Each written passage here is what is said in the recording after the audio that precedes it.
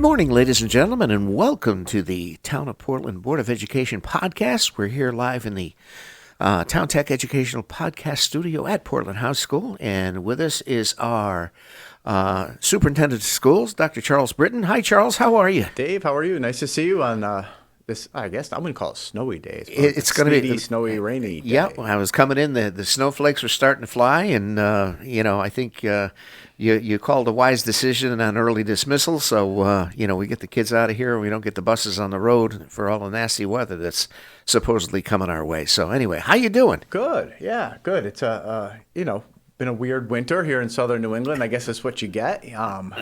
What is it? What winter? 20 miles west in western New York, they're getting killed. And I feel like the jet stream is just keeping things warm enough around here for we skiers to, be really upset this year. Yeah, exactly. I think, Vermont's finely getting some. Yes. Well, listen, the Connecticut ski area has been struggling. I mean, my God, trying to, not to mention no snow, but the problem is you got mild weather, they can't even make snow. Yeah, and then that man-made snow gets icy quick. So. Yes, gets crunchy. Anyway, so, okay. So what do we have happening here? It's obviously we're in the throes of budget season. We are, yeah. I'd love to talk to you about that. I think that if we could make that our topic for that. I know it's it's one of the less glamorous and exciting things to talk about, but it's also probably one of the more important things. Yeah, one of those necessary evils. Yeah, and I guess what I would like to say is I'm going to share this podcast and also all of the budget information in terms of the actual numbers and a PowerPoint presentation and links to two Board of Education workshops from last week.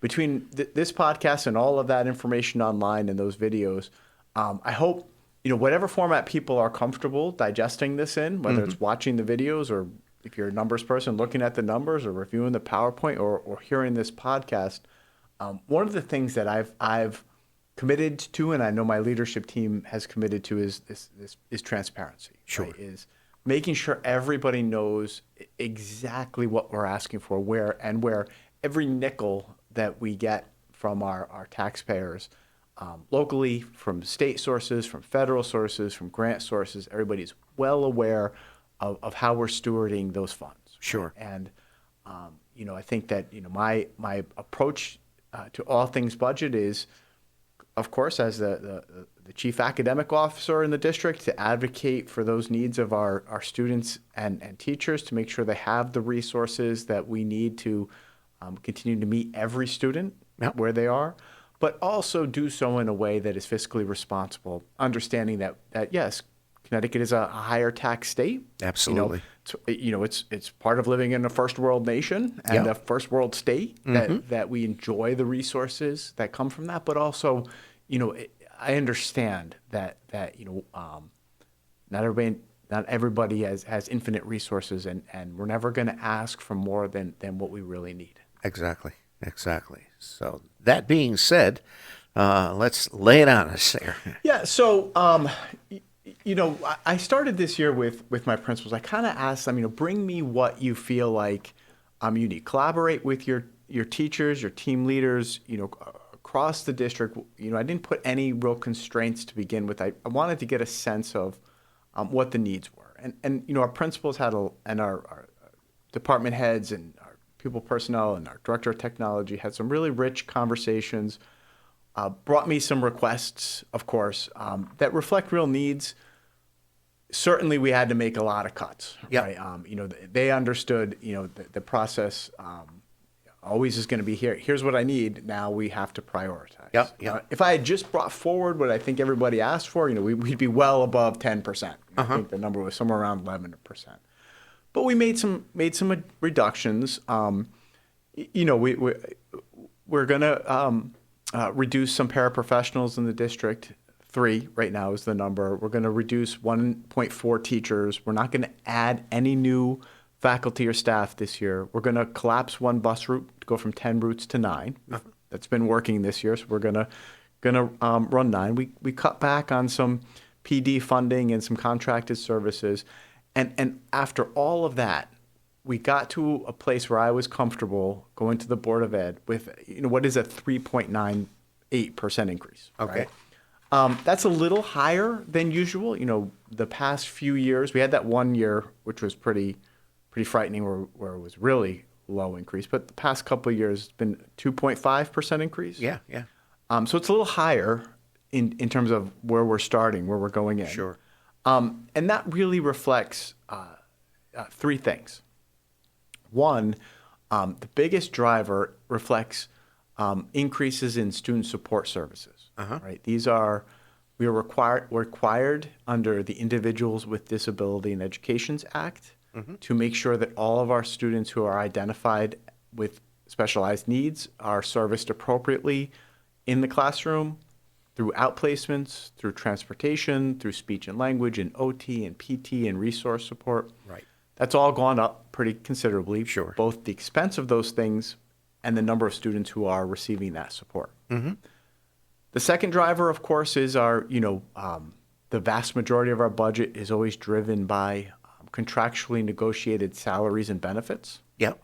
And we negotiated all of our contracts with our bargaining units last year. Yep. The year before, we negotiated a new transportation contract. Anybody's interested, all of them are online. Yep. People who are curious can go see every contract. They're all fair contracts. They generally reflect, create a reasonable percent increase for our folks. The big one is always health insurance is going up pretty considerably. Yep. Yep. But that's the other one. And then, of course, the third one, everybody has to recognize we're in, and this is probably no surprise to anyone, an inflationary economic cycle. Sure. So, if you think about it, I would ask folks this way, 3.98%, right?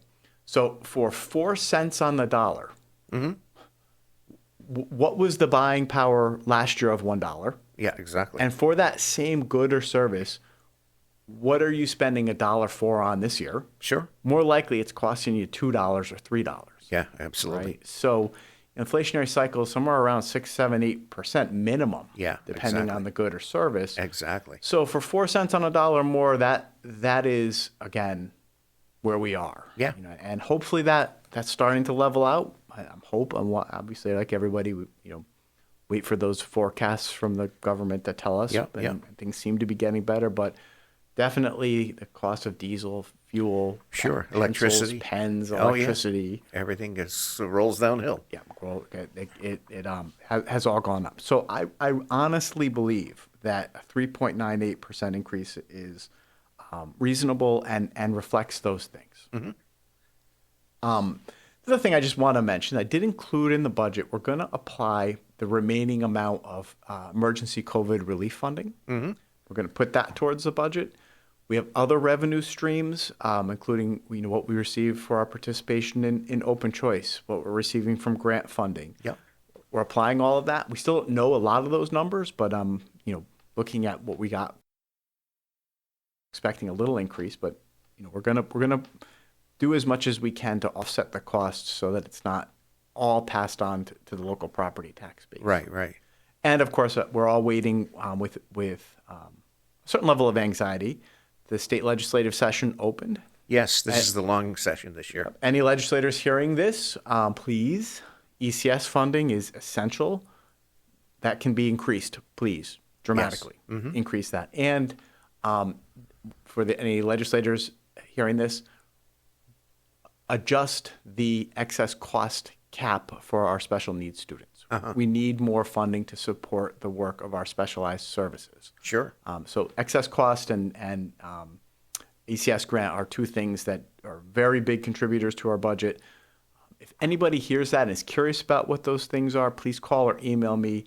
I'd be happy to explain them to you. They're somewhat complicated. Yes. I don't want to spend all of our time talking about IDEA and excess costs and how the ECS funding formula is calculated and net grant lists and all those things. But I could. I would certainly, anybody who would like a primer in those things, I'd be happy to talk offline about that. Yeah. So that's where we have landed. That went to the Board of Education. Very thoughtful conversation, which can be viewed. Yep. It's all public record. You can either read the minutes or watch the videotape. Yep. The board did take action and approved the 3.98% increase with some adjustments to staffing in it that they would like to see us make, and we've accommodated for those. And that's now going forward. It's going through the process. It now goes to the Board of Selectmen for consideration and their workshops, town meeting. Yep. After those deliberations, ultimately it will show up to the voters in later on this spring. Referendum. Referendum. Yeah. Exactly. Well, the thing is you can only kick the can down the road so many times, and sooner or later. And I mean, there was a couple of years there you had no zero increase, so that. Unfortunately, Brutal. It puts the whole system behind the eight ball, and to try to, catch up is sometimes difficult. Yeah, that year of the 0% increase was painful. Yes, and you're right. It takes years to recover from that because people hear, well, it's a 0% increase. That's a cut because sure it is. Everything else goes up at Absolutely. 2 to 5%. In a non-inflationary cycle. Yeah, exactly. Right? Generally speaking. A 0% is a significant cut. And even from that, the Portland Public Schools has been recovering from that. Yeah. That would not be a good day for us. We would be having to make significant adjustments to how we do things. Mm-hmm. I don't want to in my more dismal thinking, I think of them. I have plans for how we might do that. I don't think anybody would like those plans and how they would affect class sizes or otherwise what we all expect now in terms of the quality of programming we have here. Mm-hmm. But I'm going to play the cards I'm dealt. Yeah, that's all you can do. That's all you can do. That's all you can do. On the facilities committee, bring us up to date on what's happening in the facilities committee. Right. So, I mentioned that, and if anybody reads the documents or sees the video, you'll hear that talked about significantly. Portland has to understand that all of our buildings, need a lot of work. Mm-hmm. We know that. 3 of our buildings, the elementary schools, Valley View, Gildersleeve, and Brownstone, need enormous amount of work. Mm-hmm. The infrastructure there is very, very old and hasn't seen major capital investments for 20, 25, 30 years. Mm-hmm. Imagine if you did no upgrades to your house for 25, 30 years. Yes. How many leaks would you have? Would your foundation crumble? Exactly. Would you still be able to live in it? Right? Yeah. If you maintain it, you could probably live in it, but it's falling apart at that point. Exactly. The other thing that the community has to understand is that when you run 3 schools, each school with around fewer than 225 students, mm-hmm. in some cases fewer than 200, that's a lot of overhead. Absolutely. There's a lot of expenses that you're paying for upkeep of those buildings. Right. Electricity, gas, snow removal, mm-hmm. plowing, all of the costs. Sure. In terms of the operations of that, but also the staffing. Yeah. It's a lot of people. Yep. I mean, you can't have half a person. You can't, divide a secretary. We don't. Yeah. These are, you can't divide a principal, right? People need to be, in some cases you get redundant and overlapping services. Yeah. Because you can't physically be in 2 places at once. Yep. Right. So that's something Portland needs to understand. Mm-hmm. And if we want to put our schools on a long-term fiscally sustainable track mm-hmm. with quality infrastructure that isn't going to fail. Yeah. We have to take a hard look at that. Yeah. And I think this spring, really over the next couple of months, the facilities committee is going to come forward with some suggestions that may, and I say may because we've been clearly talking about these and they've been a focus of focus groups we've run. And it's also been a talk of town for many, many, many, many years now. Mm-hmm. May involve repurposing, mm-hmm. i.e. closing one or more of our schools. Yeah. And consolidating. So we don't have huge numbers of students in Portland. Right. We have about 600 students in grades K through 5. Mm-hmm. And do we need 3 schools for that? Mm-hmm. Or if we consolidated, would we be able to pour money into fewer schools, mm-hmm. reduce staffing and overhead, mm-hmm. and then have fewer schools to maintain going for forward. The future of the public schools? Sure. That's a key consideration that the Facility Study Committee is wrestling with, and is going to be an important topic of conversation for the town. Mm-hmm. And I know the town has other priorities: water, sewer. Oh, yeah. Many other issues. Yes. That Portland has to consider in the big picture. And certainly I understand that education consumes the largest chunk of the budget. Yep. Mm-hmm. So that has to be factored into the long-term fiscal outlook for the community. Mm-hmm. We'll see where it goes. Yeah, It's that's going to all. be an interesting spring. That's all we can do. Now, I think did they extend the They did. the committee, so they're going to be working more into the summer? Right. No, into the spring. Into the spring, I'm sorry. We had hoped to have our work wrapped up by now and have a report for the community. Mm-hmm. We asked for one extension and we've asked for another. Mm-hmm. We're so far into this, I can guarantee, if nothing else, mm-hmm. this committee has left no stone unturned. Well, and sometimes when you unturn one stone, you see others. well, exactly. You start peeling back the layer of the onion. That's right. So our last stop is we have a couple of more conversations with the Department of Administrative Services in Hartford mm-hmm. to make sure that they understand what we're doing and it aligns with some of their expectations. Once we get a few more answers ironed out, I think our committee members will have all of the data and information they need to formulate some recommendations. Mm-hmm. And I think that's going to happen mid to late spring timeframe. So, we'll have some reports out in the spring, let people digest it, and mm-hmm. then ultimately see where the winds blow. Yeah, well, that's the thing. You have to look at all the options. So I know quite a few years back and so forth, the town looked at, perhaps the possibility of regionalizing. Is that anything that's been discussed or, It is not. No. That is not a function of the committee's work. Okay. The committee's strictly focused on what the Portland Public Schools mm-hmm. infrastructure footprint is. Yeah. The regionalization discussion, you're probably thinking back about 4 or 5 years. Yeah. Mm-hmm. I'll be honest with you, that while that makes a lot of sense, it petered out. Yeah. There isn't a lot of discussion now happening at the state or local levels about, whether Portland were to regionalize and with whom and how that might work. Mm-hmm. That would be significant. Yeah. That would be... Well, it presents other challenges. Sure does. Now you're dealing with, instead of doing a referendum for one town, you've got to do a referendum in multiple towns, okay? And a lot of times that becomes a little challenging. Yeah, and to do that, I would be completely honest. In order to accomplish something like that, it would have to almost be... It would be something equivalent to redistricting. Mm-hmm. It would be something like gerrymandering and committees that figure out who's representing what towns. It would have to be Hartford saying, "Hey, all of these towns were disbanding and going to a county-based system mm-hmm. of schooling." Something so dramatic that it really could only be done at the governor's highest levels of government right, at Hartford, right. where they sort of dictate. Okay. What you're going to do. This is the way it's going. Because if you tried to move 168 towns towards that, mm-hmm. I think the stone walls and steady habits of Connecticut would prevail. Sure. Yeah.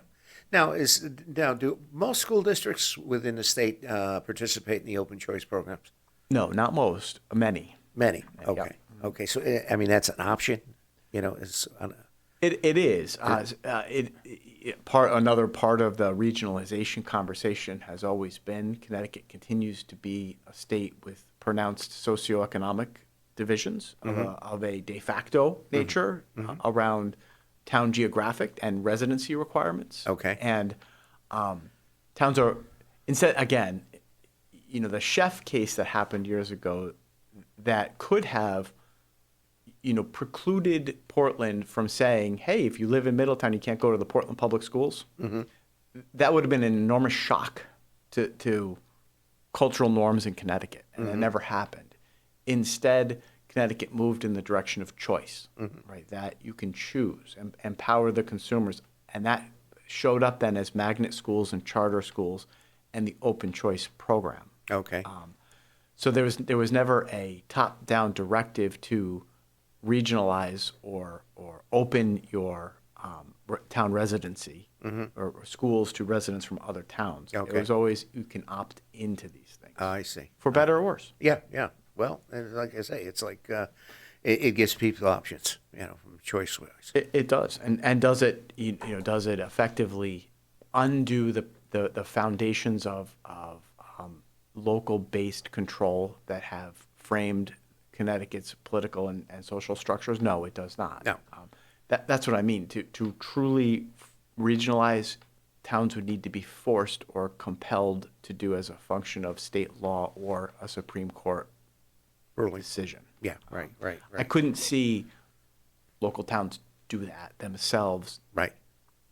without a lot of work. Right. And even then, my goodness. Yeah, I mean, I think you're going to hit a lot of headwinds, to put it mildly, as far as that. Yep. All right, on the okay, tell us what's happening as far as winter sports and all that kind of stuff. Hey, everything else is going great this year. It's fabulous. Our fall season wrapped up. It's great. Our winter season is underway. Kids are doing great. If you haven't come out to a basketball game yet, please do. Yeah. We're going strong. Actually, we're more than 3/4 of the way through. Yeah. At this point, Basketball team did phenomenally. Yeah. I mean, we defeated Cromwell there that time. Indoor track's wrapping up this week. I know my son's got his last meet this weekend. Hey, pitchers and catchers are going to be out there soon. Yep. Let's go. There you go. And then my Mets are going to be amazing this year. I got to tell you, it's going to be an awesome spring. We got the highest payroll in baseball. The Metropolitans. Yeah, soon my Jets are going to be great. It's all right. So who are you picking in the Super Bowl? I got to tell you, it's hard to see anybody but Kansas City. Yeah. Well, it depends on what kind of shape Mahomes is in. Yeah, he's injured. And I think that could affect the game. Yeah. For sure. He's not going to be as mobile as he usually is as far as that goes. But, yeah. But that guy's an amazing athlete. Oh, unbelievable. And I could see him finding a way to fight through whatever he's got going on. Yeah. It's just the kind of athlete I've seen out of him. Yeah, and America's team, Dallas, choked again. Well, so the Giants fans must be happy. Doug Jones looked great. Yeah, well. And Shaquan Barkley is amazing. Yeah, well, who would ever thought they would have got as far as they did? Yeah, that's right. As far as that goes. So that's great. All right, Charles, anything else you want to cover? I think we're good. Like I said, it's going to be an interesting spring. Looking forward to these podcasts. And again, anybody who's listening to this and ever has any questions about the budget or anything happening in the Portland Public Schools, I would welcome the opportunity to meet you out for a cup of coffee and talk. Sure. Why not? It's the nice thing about working in a small town is that this isn't a city. I'm not inaccessible. Yeah, exactly. Give me a call. Give me an email. Knock on the door. It's always open. Come let me know. Full transparency. And any questions, just bring them my way, please. Fantastic. All right, ladies and gentlemen, that concludes this episode of our Board of Education podcast. And I think this is going to be episode number 26 as far as that goes. I'm your host, Dave Kuzminski, and we're in the Town Tech Educational Podcast Studio with our Superintendent of Schools, Dr. Charles Britton. So happy spring, happy January, and don't forget, this is getting into tax season now. We got to start thinking about filing income tax and so forth, all the good stuff. So anyway, be well, and we'll see you in our next episode. Thank you so much.